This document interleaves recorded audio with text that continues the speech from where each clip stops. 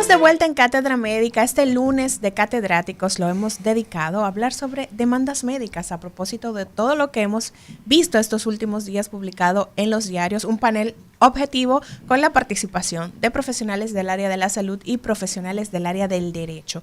Y antes de irnos a la pausa, quedaba sobre la mesa la pregunta ¿de qué hablamos cuando se menciona el término consentimiento informado? Vamos a darle participación en este caso a Obgio. Adelante.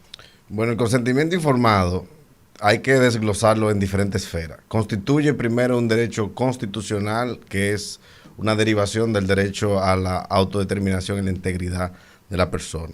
Segundo, es una garantía para el médico de que el desenlace conocido y esperable, favorable o no, al haber sido puesto en conocimiento del paciente previo a aceptar el acto quirúrgico, altera el peso de las obligaciones y por lo tanto le libera en el caso de que suceda un evento conocido, pese a ser adverso, siempre y cuando su culpa no esté involucrada en el desenlace del hecho. Es decir, el nexo de causalidad entre la falta y el daño no haya sido la impericia o la imprudencia previamente destacada como uno de los elementos de la falta en la responsabilidad civil médica. No, doctor, excúseme, no lo libera. Lo que puede es producir una atenuación y una observación del juez, del que va a impartir justicia, de tomar en consideración esos elementos, pero no libera al demandado de una sentencia. Solamente podría ser un atenuante. ¿Por qué? Porque el juez lo que va a juzgar son los elementos constitutivos de la mala práctica. Si hubo mala práctica o no, mirando los elementos constitutivos. ¿Cuáles son esos elementos constitutivos y que están establecidos en el Código Civil? Bueno, el reglamento, la relación causa-efecto. ¿Qué causó, por ejemplo, el fallecimiento de un paciente o las lesiones secundarias a ese procedimiento quirúrgico? ¿Y cuáles efectos produjeron o produjo ese procedimiento quirúrgico? Eso es lo que ve el juez. De manera que el consentimiento informado, la parte positiva es que hace consciente al paciente de que lo que el médico va a realizar con él, lo que va a hacer, le informó, le dijo, mira, este procedimiento te libera de esto, aquello, pero también puede suceder esto, eso o aquello.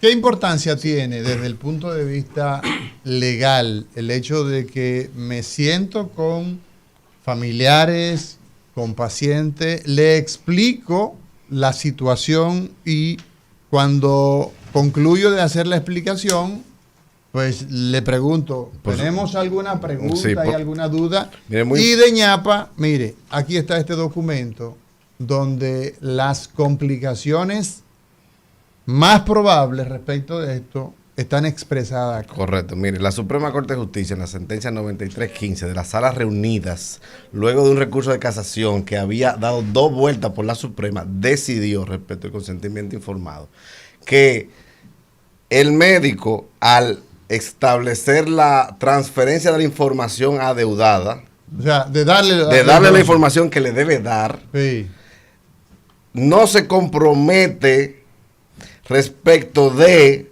el deber de información que per se, solamente el deber de información es suficiente y autónomo para la condena de responsabilidad civil por la pérdida de la oportunidad en la decisión del curso del proceso quirúrgico o del curso de tratamiento. Ahora, en adición a eso, ¿qué dice la Suprema Corte de Justicia?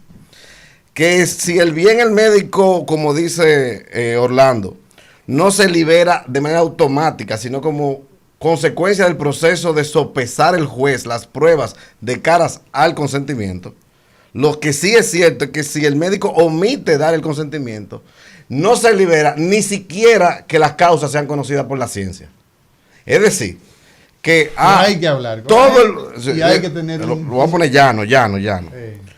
Todos sabemos que un exceso de anestesia puede causar un paro cardiorrespiratorio. Anunciarlo puede ser que si el paciente lo sufre, no permita que un juez que vea la evidencia condene al médico. Ahora, no anunciarlo hace que el juez, aún sabiéndolo que puede pasar, condene. Por lo tanto, el consentir el acto sobre la base de la información, el autorizar, ok, doctor, opéreme, Sí. vamos a la cirugía, sobre la base del beneficio y también del perjuicio que puede ocurrir, es una obligación que tiene el profesional. Es un derecho del paciente, es una obligación del profesional. A los ojos del juez es una modificación de la carga de la responsabilidad. Y a cargo del médico es una liberación de la carga de la prueba de la información. Y para los seguros es un prerequisito para el pago de la póliza. En consecuencia, el consentimiento informado juega un papel central en la historia clínica desde el punto de vista documental y es fundamental en la relación médico-paciente desde el punto de vista ético y para el paciente desde el punto de vista constitucional sobre su decisión. Vamos a ver lo que dice la gente antes de darle oportunidad al doctor Carlos López. Adelante. Hello, buenos días, doctor Carlos López, ¿cómo está usted? Saludos. Yo lo que creo que eso que está planteando es un caso como el caso de los policías. El médico, otro médico no le tapa, no le pisa la manguera a otro médico. Cuando ocurren esos casos en sala de cirugía, de que un médico hizo un exceso de anestesia a un paciente y ese paciente se murió, cuando lo mandan a patología forense, disfrazan ese caso y las personas que no tienen ellos, nada más le quieren tener muerto. Bueno, una cosa importante con eso, quienes realizan las autopsias médico-legales, que si bien es cierto son médicos, porque no pueden ser un ingeniero, evidentemente, corresponde al Ministerio Público. Pertenece a la Procuraduría, de manera que probablemente el decirlo así, coloquialmente, como habla el pueblo, se oye bonito, pero si una persona murió de un infarto, el patólogo certifica que es un infarto. Si es una neumonía, murió de una neumonía. Si fue por una hemorragia subaracnoidea, por una hemorragia. O sea que nada que ver, mi señor. Buenos días. Buenos días, Mauri. Adelante. Yo lo que creo es que después de que ha pasado todo esto, debe crearse una asociación de pacientes ahora. Porque veo que los médicos se quieren proteger entre ellos mismos, entonces el paciente no tiene ningún derecho, nadie llora por el paciente. Muy bien. Desde ahora vamos a hacer una asociación de pacientes. Pase por día. Muy bien, muchas gracias. 809-682-9850 es la línea de comunicación a nivel nacional y la línea internacional 1-833-380-0062. Buenos días. Adelante. Sí, buenos días. Buenos días. Mira, yo creo que en cuestión de médico-paciente, lo más importante es la relación médico-paciente. Correcto. Por ejemplo, yo hace como 10 años me operé de una hernia. Mi seguro me cubría todo. Entonces, la doctora que me operó puso no sé cómo le llamaría a ella, que supuestamente yo tenía que pagarle, me cobró 2,000 y pico de pesos. Yo le dije, doctora, pero mi seguro me cubre todo. Entonces yo no tengo que pagar dinero. Bueno, pero que él no está dentro de eso. Bueno, pues hágame un recibo de que usted me cobró ese X, explicando por qué. Me hizo un papelito. Y digo, doctora, pero fírmeme eso y séllemelo porque es un papelito. Fue un vale que te dio, no fue un recibo. Esa doctora me miró como con yo no sé con qué. Cuando yo me iba a curar, sentía que no me estaba curando. ¿Qué resulta? Que en el proceso me censuraron el ombligo, que hasta ahora, que eso hace más de 10 años, me tengo que estar echando agua extra para sacarme. Y usted sabe que yo pensé a demandar a esa doctora, sí, pero sino por el trato que me dio. El trato, muy bien, muchas gracias, muy buen aporte. Mire, deberían grabar eso y ponérselo todos los días en la mañana a los R1, al R2, al R... Porque ese señor ha dicho una gran verdad. El trato humano que él percibió en ese momento. Sí. Porque él lo que vio fue una persona que quería cogerle 2,000 pesos. Eso fue lo que él vio. Sí. Y él se le quedó eso por dentro.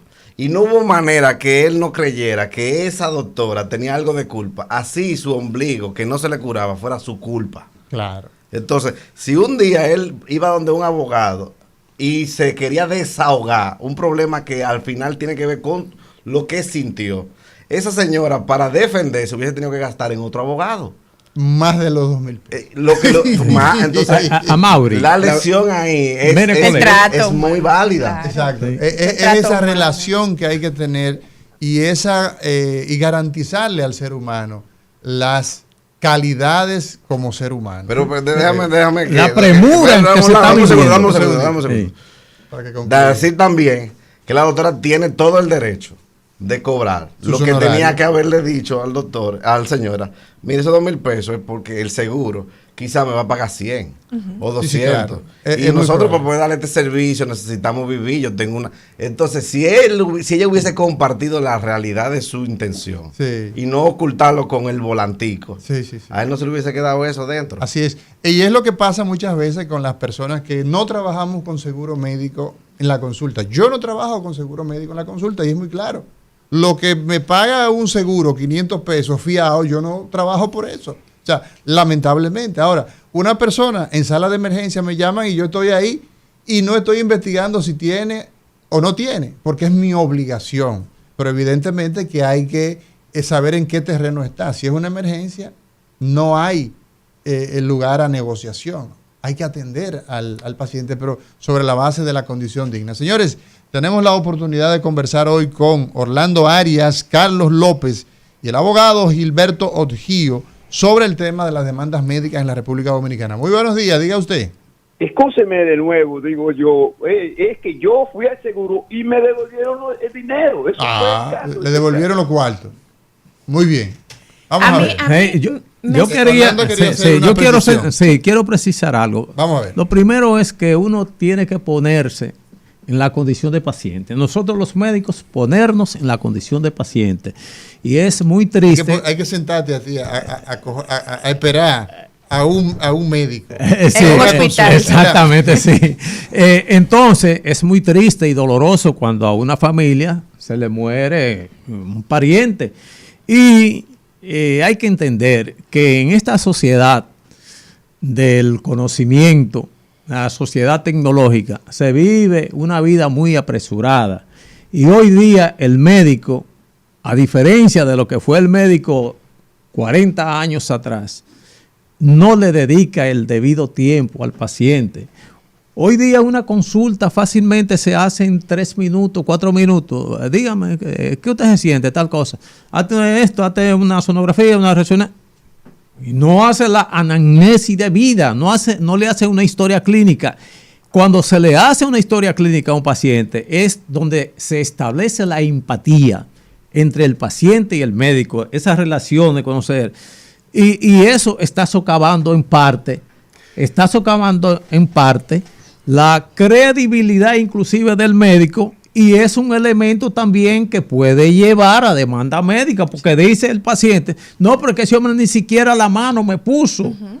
El paciente llega y la mayoría de los médicos, una gran cantidad de médicos, no le toman la presión, ni le preguntan siquiera si sus padres sufrieron de esto o aquello. De manera que hoy los médicos deben retomar, principalmente los médicos jóvenes, el carril que se enseña en la universidad, o nos enseñaban a nosotros, Mauri, cuando estudiamos, porque hoy la metodología de enseñanza ha variado mucho en las universidades.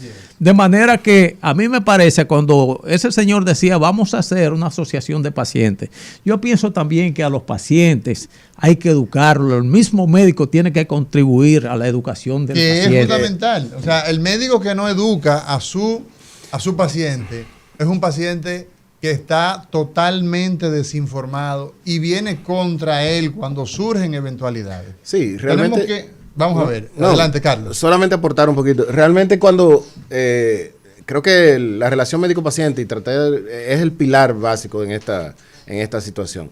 Nosotros tenemos que desarrollarnos un poquito más en ese aspecto, los médicos en sí, y los pacientes también un poco, porque muchas veces nosotros como médicos somos humanos y nosotros como médicos tenemos que darle una atención debida y que en teoría deberíamos darle a los pacientes, pero muchas veces los pacientes no dan las condiciones para no hacerlo.